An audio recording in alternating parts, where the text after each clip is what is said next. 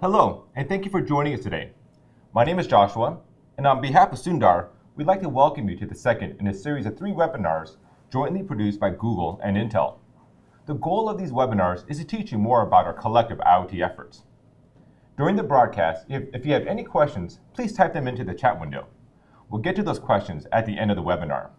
Until then, please enjoy the proceedings. Hello, my name is Joshua Cha, Cloud Architect and Program Manager in the Google Cloud Partner Engineering team. Welcome to the second in the 3-part webinar series. And I'm Martin Kronberg, Technical Evangelist with Intel. So in the previous webinar, we learned how to take all the data generated by our gateway and send it up to GCP.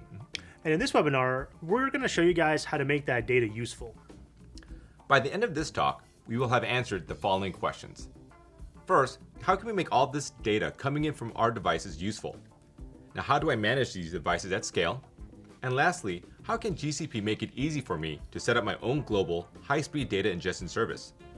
To answer these questions, we're going to take your data on a journey.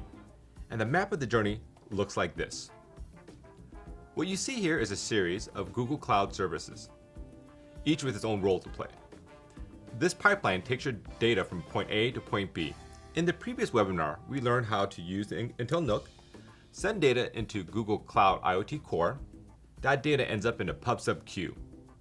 From the pub/sub queue, we'll use a Cloud Dataflow pipeline to take that data from the queue into a durable storage service called BigQuery. And from BigQuery, we'll visualize that data using Cloud Data Studio to create wonderful dashboards for your users. But before we dive in, let me throw it back to Martin to talk about the hardware setup. Sure. So I just want to take a quick look again at how the sensor data is actually getting into GCP. So for this demo, we're using the sensor data that's coming from our gateway here. And we have our gateway attached to an Arduino 101, which we're using as a sensor hub. Attached to this hub are 3 environmental sensors: temperature, light, and sound. In order to read the sensor data, we're using the EMRA and UPM libraries from Intel. We can use a really simple high-level API to connect to the sensor hub and then read out our values from the sensors. If you want to learn more about these libraries and how you can use them, please refer back to the first webinar of this series. So Josh, do you want to tell us a little bit more about that data journey? Absolutely.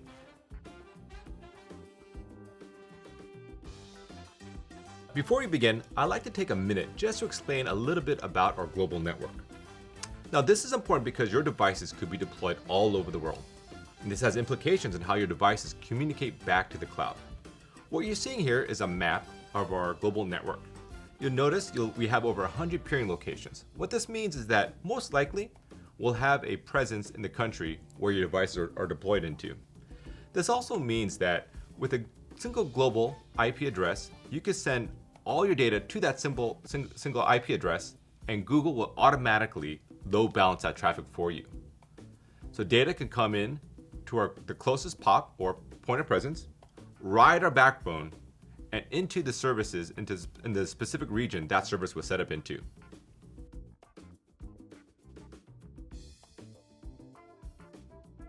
Let's talk about the first service to explore on our journey, and this is pub/sub, our globally distributed, highly scaled messaging service.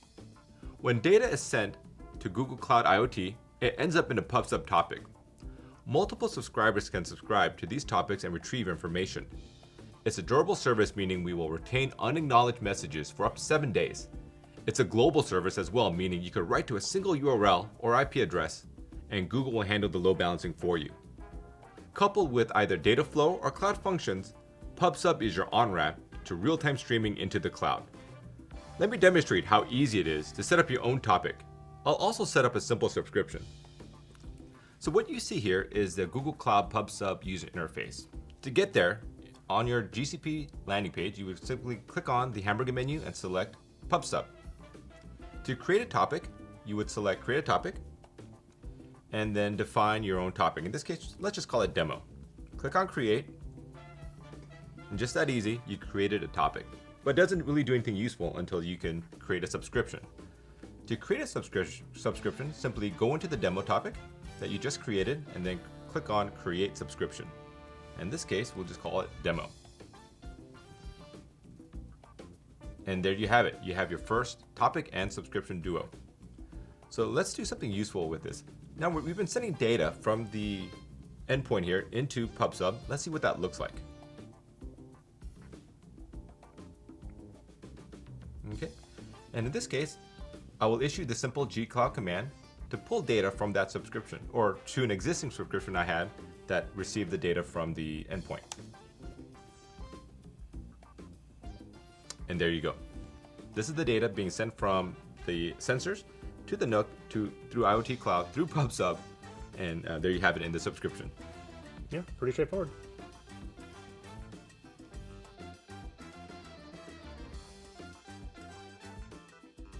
You know, Josh, you talked about scaling up your data infrastructure using the global GCP network. And as you scale up the cloud in the backend, you're also going to want to scale up your hardware deployments in order to gather more sensor data, be able to enact any commands that you want to send down. So as you do this, having a gateway is going to be key. So the gateway acts as a central hub for all of the sensors and actuators in a local area. You can send it the data gathered from any number of sensors using any kind of interface. For instance, if you're scaling out to a factory that has a lot of legacy sensors, by which I mean sensors that do not have a way of connecting to the cloud themselves, you're going to need a device that can connect to the cloud and act as a data collection and communication hub.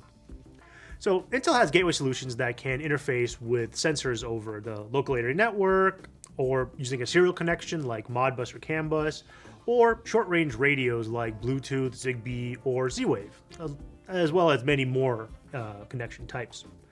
So by having a single connection point to the cloud, you're going to inherently increase the security of your deployment. You limit possible points of intrusion, you're going to limit the number of certificates you have to manage, and you can use the gateway to set up a firewall that only allows certain protocols through using an IP table. Overall, it's going to be much more secure than trying to manage a multitude of connections. You can also run some data pre-processing at the gateway before shipping it to the cloud. From basic things like taking an average over time to much more complex data transformations. And I'm going to come back to this point a little bit later on with a few examples. Finally, as the scale of your data increases, you're going to want to also make sure that it's consistent. So consistent data is going to be easier to parse as well as to manage. And the gateway can also package up that data for consistent cloud ingestion. So in our case, and in many cloud connection use cases, we're using JSON to send the data back and forth. So this data transfer method is easy for humans to read, and it's easy for machines to parse. It's also quickly becoming a standard for IoT data transport, so you'll be able to interface with many different services using the same data pipeline. Another aspect of scaling out your project is scaling out the scope of what the project itself can do.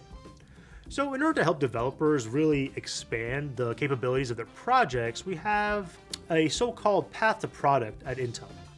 What the path to product provides is code samples, proof of concepts, as well as market research into specific verticals in the IoT space, including smart home, transportation, autonomous driving, so on. It's all open source, and it's all up on GitHub under MIT licensing, so you can use what you need from our code. Josh, do you want to tell us a little bit more about what the data can do in BigQuery? Absolutely.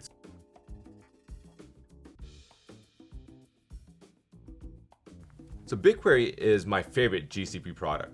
Now, in the journey, you'll see that we're going to skip over Dataflow, and we'll get back to that in a second. You'll see why. For now, let's talk about BigQuery.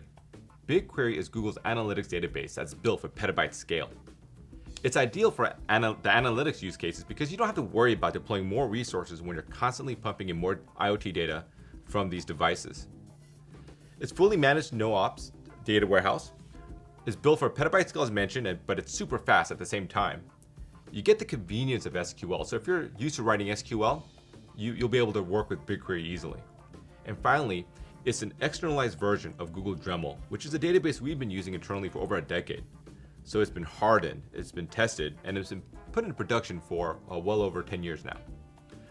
So let me demonstrate how easy it is to set up your own database and issue some simple commands. So the first thing you'll notice is that you're using SQL constructs here. So you're going to select star from this table, order by ascending order. Click on one query, it's going to run the query. And notice how fast it was. This table has over 7,000 rows. But let's try it in descending order. Run the same query to see the data change a bit, and there you go. Right? So it's going to sort this in descending order. Notice how super fast it was. To create a table, again, click on this down arrow. Super fast. We're going to create a data set. We're going to call it demo. Click on OK. And from the demo, you can create a new table. Say, and you can either create from source or create an empty table. Let's just create an empty table and call it demo table.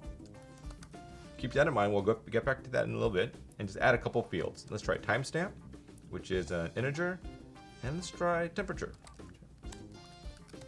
which is a float here. So I'm going to click on create table, and there you have it, your first BigQuery table.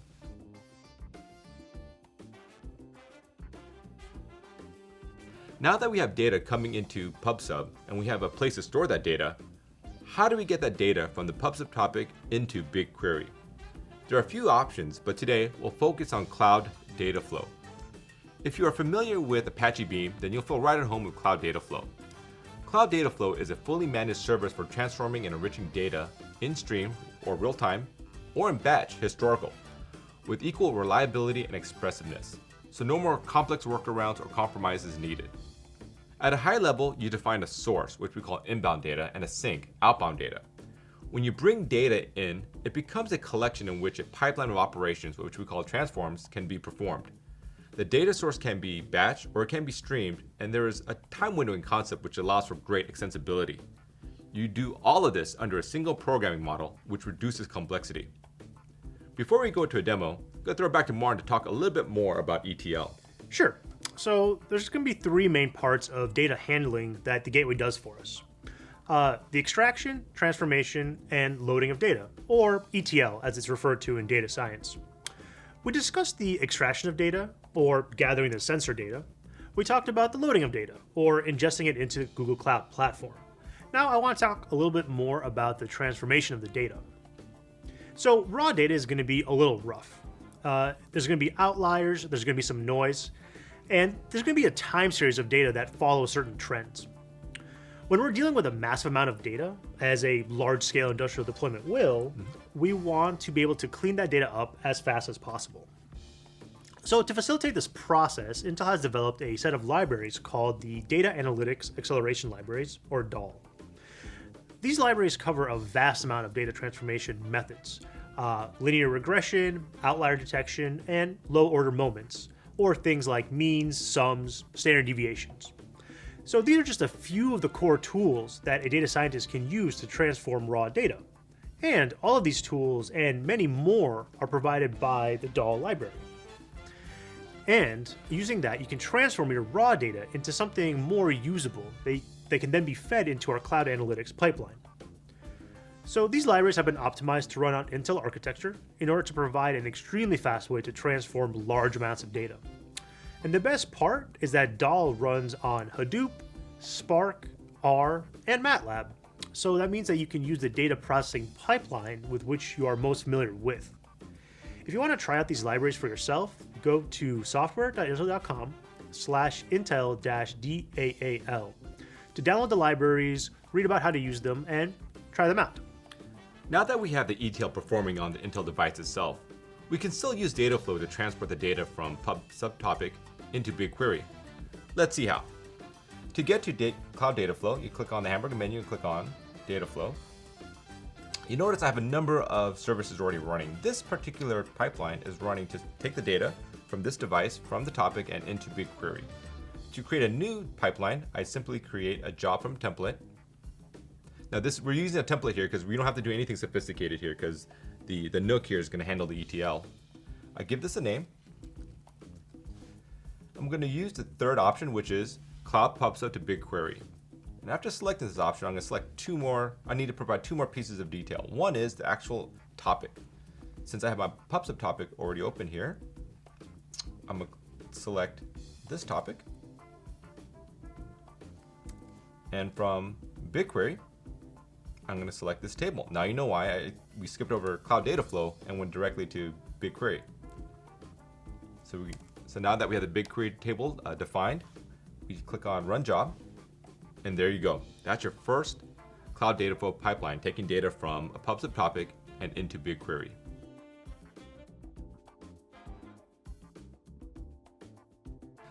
At this point, we've covered a lot of ground, so let's quickly review what we've done thus far. On our data journey, we started out with the sensor information coming to Cloud IoT Core. From there, the data got into a PubSub topic. Just now, we created a pipeline to take that data from the topic and into BigQuery. Now with the data in BigQuery, we can move on to the last step, which is using Cloud Data Studio, which is a free tool that allows you to make beautiful charts from your streaming data. Instead of me talking, let me walk you through a simple example. To get to Data Studio, you simply go to datastudio.google.com. To start, click on the big blue plus button to start a new dashboard. The first step when you create a dashboard is to create your first data source. In this case, I'm going to create one from my GCP project. You click on this big blue button and you'll notice that Data Studio offers a number of data connectors. This makes it easy to connect your data sources. In this case, we're going to use BigQuery. And because I've logged in with my GCP account, it knows which projects I have access to. In this case, we will be connecting to the Intel webinar project as appropriate. Click on Edge Data, and here's that demo BigQuery table we created. But here's Edge Data, Data Table, and I'm going to click on Connect and connect this data source. What you'll notice here is that I didn't code up anything. What Data Studio did was looked into that BigQuery table, found the columns, and automatically created these metrics for me. It was smart enough to identify that light was a number, sound was a number, temperature is a number. Even the timestamp, which is specified as an integer in BigQuery, it was identified as a date, which is correct. Here, I'm going to change a few parameters around. I'm going to make these averages instead of sums. And let's add a bit more detail to the time here to include both the day and the hour, just to make it a bit more interesting. I'm going to add that to the report. Okay, and here's your first dashboard. Let's create a table that just takes the raw data and dumps it to the screen. To do so, I click on this table icon, draw the table on the dashboard, and you'll notice immediately the timestamps are already populated here. It added light, but we could add a couple other metrics. Let's add sound. And lastly, let's add temperature. And there you go. So now you have a data dump of the information coming in from the sensor. But let's create a chart now to make it a bit more attractive. So I'm going to start with this time series chart. It's essentially a line chart. I'm going to drag into the dashboard. And you'll notice that on the x-axis, it'll automatically populate it with the timestamp. By default, it's adding the light, but we could add the sound. And let's also add the temperature. And there you have it. In about 5 minutes, we created a beautiful table with all your data and a chart that gives it a bit more meaning than just a list of raw numbers. Yeah, so this visualization looks really great, and I'm guessing that you can easily share it with other people on your team. That's right. To do so, you just click on the sharing icon and list your teammates that you want to share it with. That's it. Great. I mean, this looks really good, and I can definitely see how developers can use it to start pulling out business logic from their data. Before we sign off, I just wanted to circle back and discuss a little bit more about advanced analytics that you can do on the Intel-based gateways. So the type of data that we're able to visualize here, and really in almost all cloud-based frameworks, is limited to what you can send via JSON. So numbers like floats or integers, and strings of characters. This works great for many data applications. Our demo here uses sensor data, which is encoded as an integer value between 0 and 1023, which is a pretty standard way of doing analog to digital conversion. But what if the data that you're gathering can't be encoded into a number or a string? So for instance, more and more applications are based around gathering video or images. And the only way to send an image with a JSON would be to break it up into an array of pixel values. And this can be both cumbersome and very bandwidth intensive. So what you need to do then is some kind of advanced analytics at the edge before you can send that data up to the cloud. So Intel provides a whole host of tools for just that with the Intel System Studio. This is an IDE for C++ that integrates a whole host of libraries and SDKs, which are created by Intel and meant for advanced analytics. Check out software.intel.com/system-studio to learn more, download the IDE, and just start using it and applying it to your projects. One of the tools that's included in this package is the Computer Vision SDK. So this SDK was released into public beta about a month or so back, and integrates a bunch of really useful tools for computer vision applications. It's based around OpenCV, which is an open source project for computer vision, originally developed at Intel back in 2000. It's grown quite a bit since then thanks to an extremely active developer community. The CV SDK expands on the capabilities of OpenCV by adding in optimizers, deep learning, a visual algorithm designer, and a lot more tools. And of course, it's been optimized to run on Intel CPUs. So what does this mean in terms of our data flow? Well, it means that instead of sending up an entire image, you can analyze it with the CV SDK on the gateway, and then send a data format that's easy for our pipeline to ingest. And in this way, you can expand the kinds of data that you can use in your application.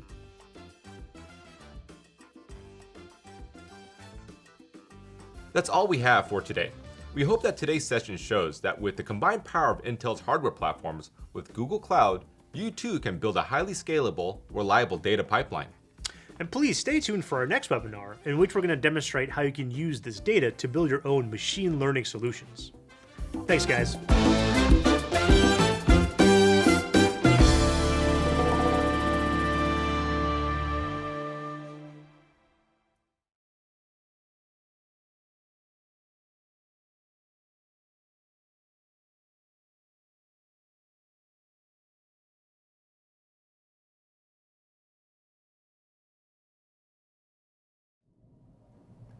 Welcome back. We hope you enjoyed the presentation. And thank you for your questions. We've gathered a number of questions that we hope we can answer. To start off, let's start with number one here. How do you charge for BigQuery? Now, there are three dimensions to BigQuery pricing. The first one is storage, the second one is streaming, and the third is the query. On the storage side, we charge about 2 cents per gigabyte per month. On the streaming side, we only charge a cent per 200 megabytes per month. And on the query side, it's $5 per terabyte of querying, with the first terabyte being free. Now, data coming into BigQuery and data coming out of BigQuery is free. So if you have any questions, there's more information on the website under BigQuery in the Google Cloud Platform website. Number two, another BigQuery related question. You only showed BigQuery using a UI. Is that the only way to interface with BigQuery? The answer is no. There's multiple ways. The first way is through our REST APIs. Very well-known REST APIs. The second way is through our G-Cloud command line interface.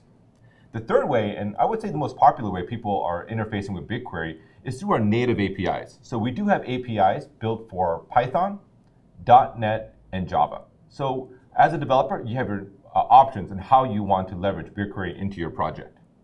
Cool.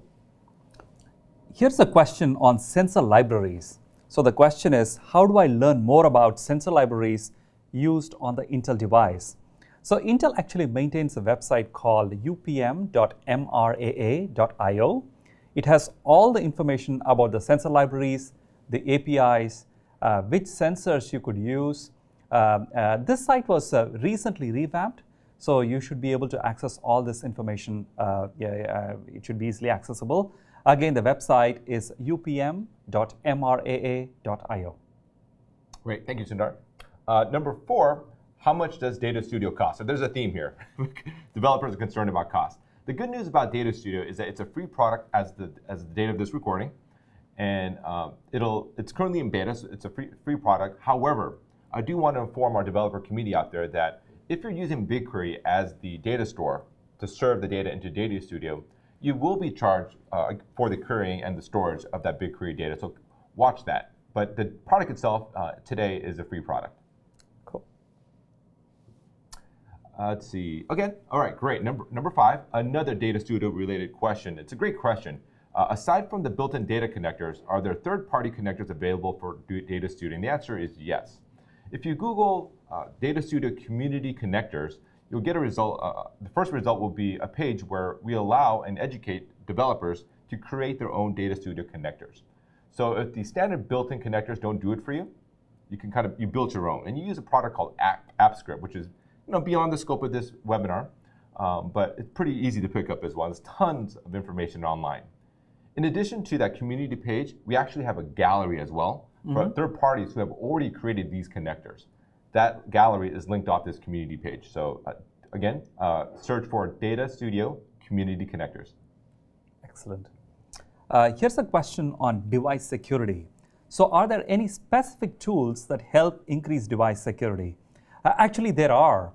In fact, very recently at the IoT World Congress, we announced a specific feature called a secure device onboarding. Take a look at it. More information is available at www.intel.com/secure device onboarding. With features like secure device onboarding, you can actually onboard a device securely with pretty much zero touch. So you don't have to ship devices with a default username and password. Right. That's a huge security risk. So again, the website link is www.intel.com/secure device onboard. Great. Another IoT device related question, which is with IoT devices, we can have thousands deployed in the field. How many topics and subscribers can I have in my GCP project? So great question, because again, with IoT devices, you tend to work at scale, right? So within each project, each can contain up to 10,000 subscribers and 10,000 topics. So hopefully that's enough for your use. And lastly, how long will data be stored in a pub/sub topic? Well, obviously, acknowledged messages will be removed from the queue immediately. However, messages will persist in that queue for up to 7 days before they're being removed. So hopefully within that 7-day window, you'll be able to take that pub/sub data as shown in the presentation and move it into some sort of persistent storage solution, right? Like BigQuery. With that, we finished up the Q&A portion of this presentation. We'd like to thank you on behalf of Sundar, Intel, and Google. We'd like to thank you for joining today's broadcast. We hope you learned a lot and appreciate your time this morning. Thank you. Thank you.